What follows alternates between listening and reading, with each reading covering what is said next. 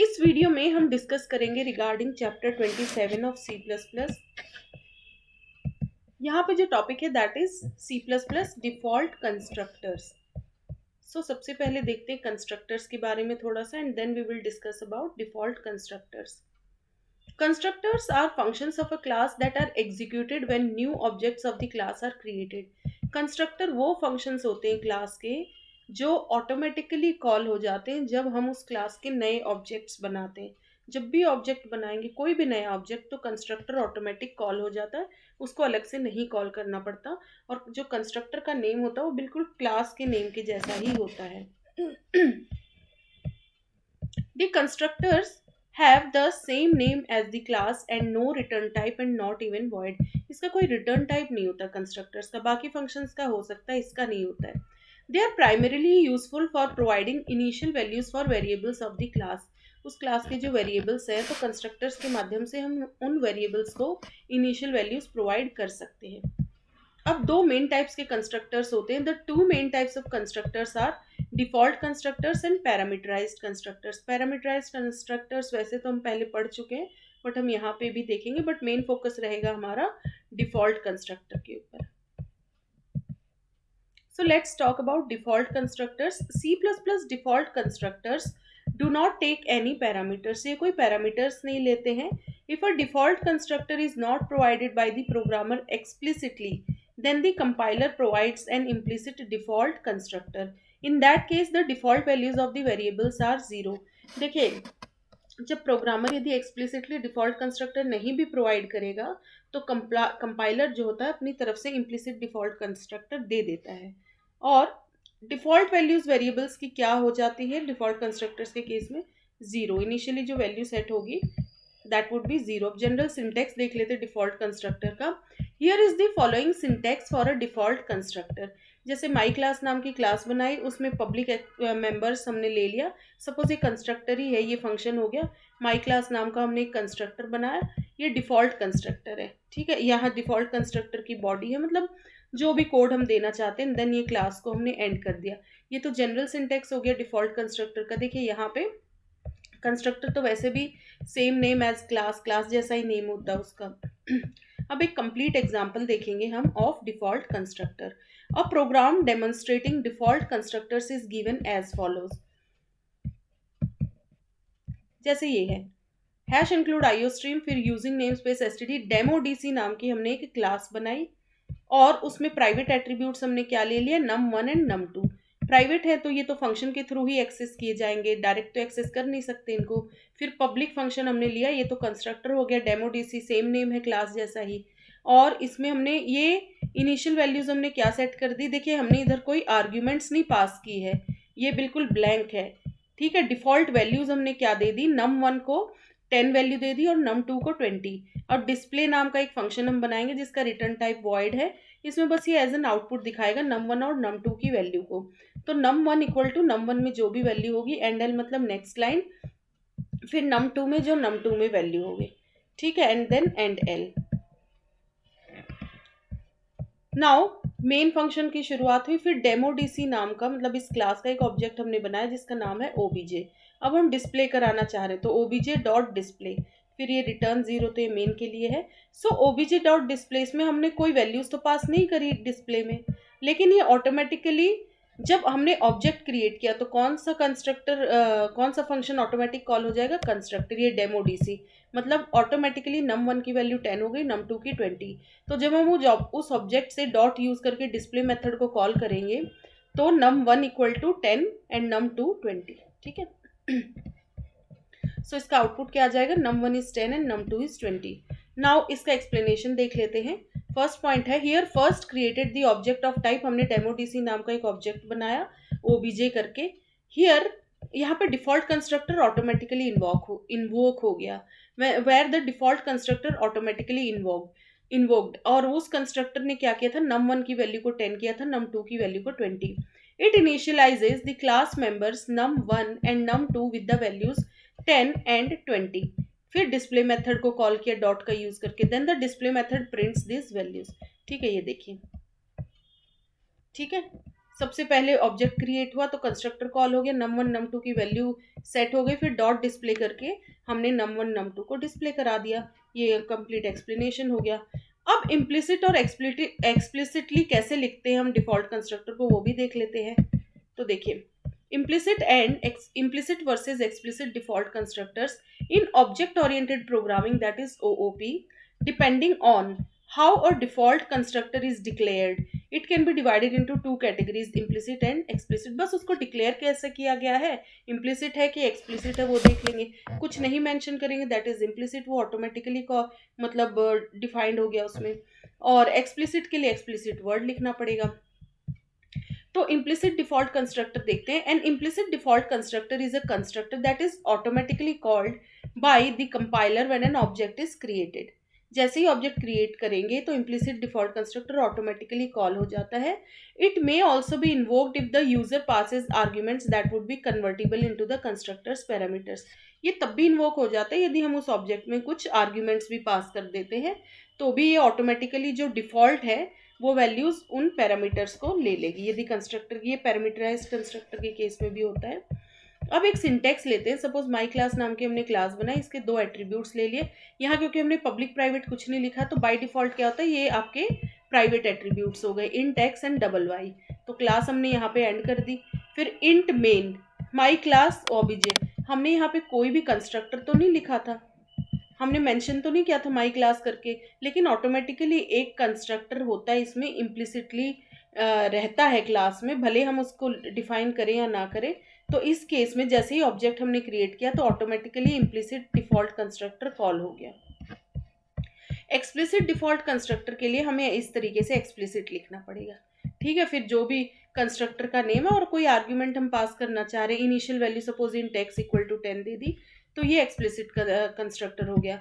N explicit default constructor is the one where the constructor is not allowed to be implicitly by the compiler. अब implicit work नहीं करता है when performing automatic type conversions और copy initialisation, हम explicitly mention करते हैं constructor को। In other words the user can only call directly when providing a matching argument. So इसका सिंटेक्स क्या होगा, क्लास का नेम, फिर पब्लिक एक्सप्लिसिट वर्ड लिखना पड़ेगा, कीवर्ड हमें क्लास नेम मतलब उस कंस्ट्रक्टर के आगे, और ये जो भी आर्ग्यूमेंट हमने दी है 10 वैल्यू पास कर दी हमने एक्स को।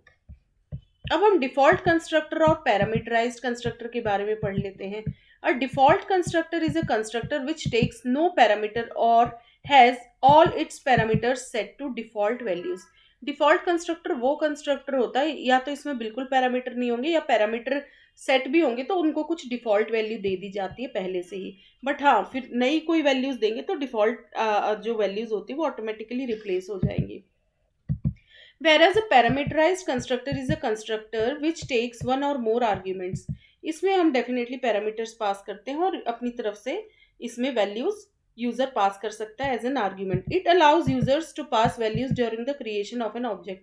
जब ऑब्जेक्ट क्रिएट करेंगे तो इसमें वैल्यूज पास कर सकता है user which is further use for the initialisation of an object, और वो वैल्यूज दे दी जाती है ऑब्जेक्ट मतलब वो वेरिएबल्स को। सिंटेक्स क्या है, Here is the following syntax for the default constructor। Suppose class name नाम की हमने एक क्लास बनाई, उसमें पब्लिकली हमने ये कंस्ट्रक्टर डिफाइन किया है क्लास नेम, इसका इनिशियलाइजेशन जो भी हम देना चाहेंगे जो भी कोड, तो ये हो गया हमारा default constructor. Here is the following example for the default constructor। तो डिफॉल्ट कंस्ट्रक्टर जो हमने प्रीवियस प्रोग्राम देखा था डेमो डीसी का, ये देखिए इसमें ये जो था ये वाला कोड, ये डेमो डीसी नाम का कंस्ट्रक्टर था, num1 10 था, num2 20, और ये ऑब्जेक्ट क्रिएट किया था फिर डॉट डिस्प्ले करके, तो इसी को हम इधर एक्सप्लेन कर रहे हैं डिफॉल्ट कंस्ट्रक्टर में।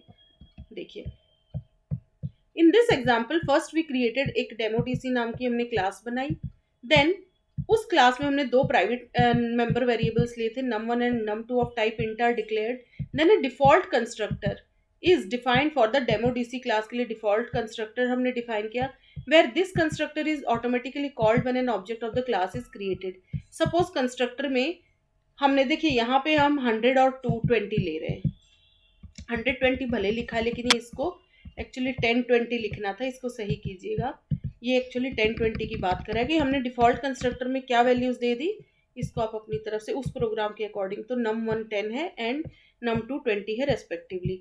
फिर मेन में हमने क्या किया, एक ऑब्जेक्ट क्रिएट किया क्लास डेमोडीसी का, और विच ट्रिगर्स द डिफॉल्ट, वो ऑटोमेटिकली डेमोडीसी डिफॉल्ट कंस्ट्रक्टर को कॉल कर लेगा। num1 की वैल्यू 10, num2 की 20, फिर obj डॉट डिस्प्ले करेंगे तो क्या होगा, num1 num2 हमको 10 20 आ जाएगा। ये उसी प्रोग्राम को एक्सप्लेन कर दिया। तो ये तो डिफॉल्ट कंस्ट्रक्टर का हो गया। अब डिफॉल्ट कंस्ट्रक्टर को कब हम बुलाते हैं, when default constructor is called. A default constructor is called in various situations, mainly when an object is created without arguments. Default constructor देखिए वैसे तो बहुत सिचुएशंस में इसको कॉल किया जाता है, बट ये ऑटोमेटिकली कॉल किस केस में हो जाता है, जब एक ऑब्जेक्ट हम क्रिएट करते हैं और उस ऑब्जेक्ट में कोई आर्ग्यूमेंट्स नहीं होती, तो समझ लो कि वहां पे डिफॉल्ट कंस्ट्रक्टर कॉल हुआ है। और यदि कोई वैल्यूज पास कर रहे हैं आर्ग्यूमेंट्स, तो फिर पैरामीटराइज्ड कंस्ट्रक्टर आ रहा है रोल में। Here we will discuss more situations where the default constructor is invoked. कुछ ऐसी सिचुएशंस देखेंगे जहां पे डिफॉल्ट कंस्ट्रक्टर इन्वोक हो रहा होता है। तो वो क्या है, when an object is created without arguments। Second case है when a class does not explicitly define any constructors। एक एग्जांपल हमने देखा था जहां कंस्ट्रक्टर डिफाइंड ही नहीं है, तो उधर इम्प्लिसिटली जो कंस्ट्रक्टर रहता है वो ऑटोमेटिकली कॉल हो जाता है when a class does not explicitly define any constructors। फिर थर्ड केस है in derived classes if the base class has a default constructor। यदि डेराइव्ड क्लासेस है और बेस क्लास के पास डिफॉल्ट कंस्ट्रक्टर है, तो तब भी वो ऑटोमेटिकली जब डेराइव्ड क्लास का कोई ऑब्जेक्ट बनाएंगे तो भी वो कॉल हो जाता है।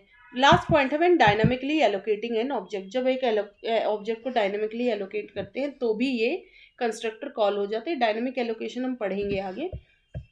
Now overloading the default constructor. जैसे नॉर्मल फंक्शन ओवरलोडिंग होती है, तो हम एक डिफॉल्ट कंस्ट्रक्टर को भी ओवरलोड कर सकते हैं। In C++, overloading the default constructor is said to create multiple constructors within a class। बहुत सारे constructors within a class हम create कर सकते हैं, where each constructor has a different parameter list। Her constructor की अपनी different parameter list होती है, allowing for different ways of, और इस तरीके से हम objects को अलग अलग तरीके से initialize कर सकते हैं। हो सकता है object में कोई भी arguments ना हो सकता है एक argument पास करे, हो सकता है दो argument पास करे, तो उसी के कॉरस्पॉन्डिंग कंस्ट्रक्टर कॉल हो जाएगा। नो आर्ग्यूमेंट्स है तो डेफिनेटली डिफॉल्ट कंस्ट्रक्टर कॉल हो जाएगा, और एक आर्ग्यूमेंट है तो वन आर्ग्यूमेंट वाला कंस्ट्रक्टर कॉल होगा। यदि दो आर्ग्यूमेंट पास करेंगे तो ऑटोमेटिकली दो आर्ग्यूमेंट वाला कंस्ट्रक्टर कॉल होगा। लेकिन हम फिर तीन अलग अलग टाइप के कंस्ट्रक्टर्स को यहाँ डिफाइन करते हैं। Example, here is the following example for overloading the default constructor in C++। तो देखिए, hash include IO stream using namespace STD, my class नाम की क्लास ली, पब्लिक में हमने ये दो वेरिएबल्स लिए इंट एवी, फिर डिफॉल्ट अब कंस्ट्रक्टर यहाँ दो तीन, क्योंकि ओवरलोडिंग की बात हो रही है तो नाम सेम रहेगा, फंक्शन भी सेम रहेगा, बट आर्ग्यूमेंट्स अलग अलग पास करेंगे। तो सबसे पहला है default constructor. Default constructor no arguments, no arguments वाला डिफॉल्ट कंस्ट्रक्टर हम डिफाइन करेंगे। तो माई क्लास, ये भी एक तरीका होता है कि कोलोन लिखेंगे, पूरा कोड ना लिख के हम ऐसे भी लिख सकते हैं। मतलब ए वाले वेरिएबल को हमने क्या वैल्यू दे दी 0, बी को क्या दे दी 0, और फिर हमने आउटपुट क्या दे दिया, default constructor called and L. यदि कोई आर्ग्यूमेंट्स नहीं पास कर रहे हैं हम ऑब्जेक्ट में, तो समझ लो कि ये डिफॉल्ट वाला कॉल हो गया, तो ये सी आउट में क्या आएगा, डिफॉल्ट कंस्ट्रक्टर कॉल्ड। फिर सेकंड है कंस्ट्रक्टर को ओवरलोड करेंगे हम with one argument, overloaded constructor with one argument.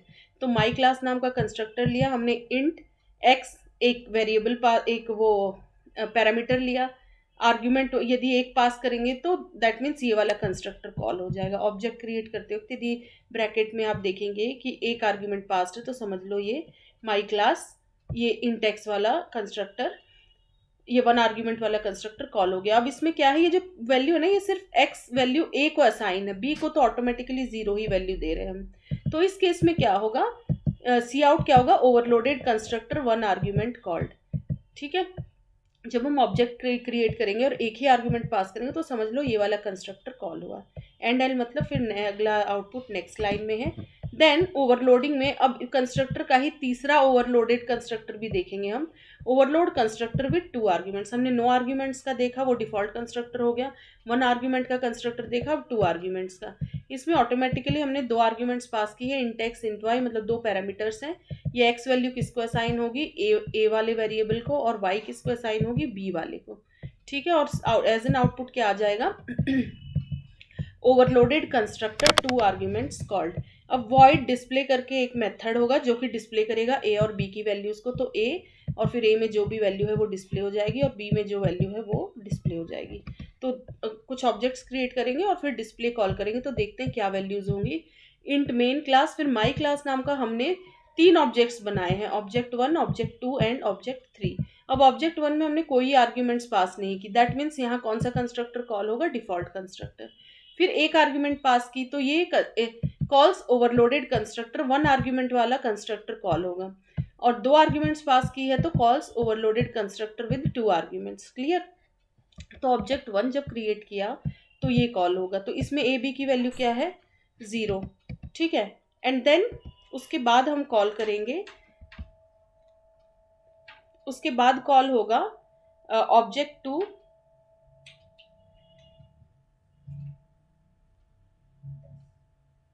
फिर हम ऑब्जेक्ट 2 को कॉल करेंगे, उसमें पैरामीटर्स होंगे 10, मतलब ये वाला कंस्ट्रक्टर कॉल हो जाएगा माई क्लास वाला। ठीक है, तो इसमें x जो वैल्यू है 10 वैल्यू वो a को असाइन हो जाएगी, और ऑब्जेक्ट 3 वाले में 2 आर्ग्यूमेंट्स हैं, दैट मीन्स ये वाला कॉल होगा 10 वैल्यू a को और 20 b को।